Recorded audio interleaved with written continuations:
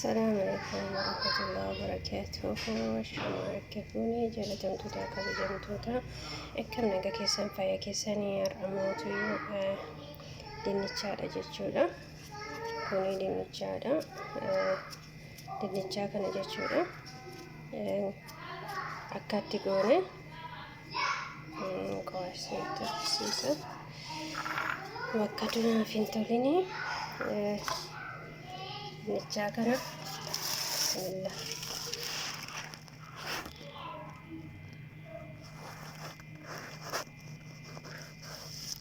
Dinnichaa kana jechuudha.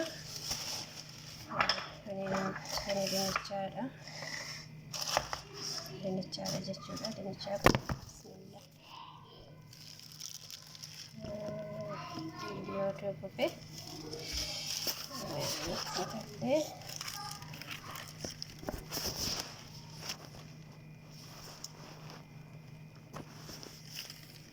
Ini dinnichaadha jechuudha. Dinnichaa kana maal godhasitti fakkaatee isinitti dinnichaa kana nokkatti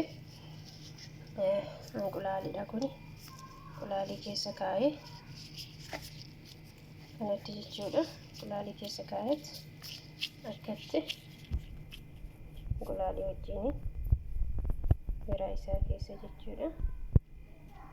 Akkatti kana akkatti bebbereechisee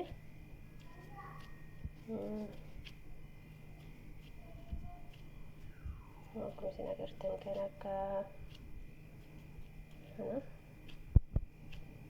akkuma isin agartan kan akkana godhee akkatti anqulaalii keessa kaa'ee sammas akkasumatti jechuudha.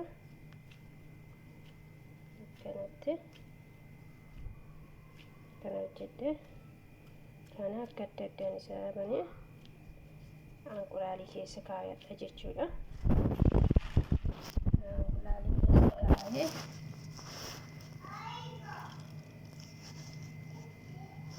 akkanatti tola naaf haabachuu dida dhiifama kana ga'e kan akkuma agartan kana anqulaalii garaa isaa keessa kaa'ee jechuudha.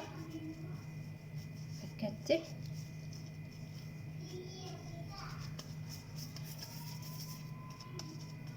akkuma isin agartan katti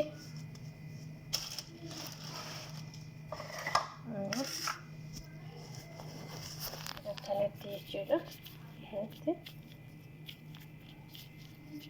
kana godhe siimmooduyyo anqulaalii keessa kaa'ee anqulaalii akkatti makee achi asirra kaa'edha jechuudha. Achi asirra kaa'ee kun katti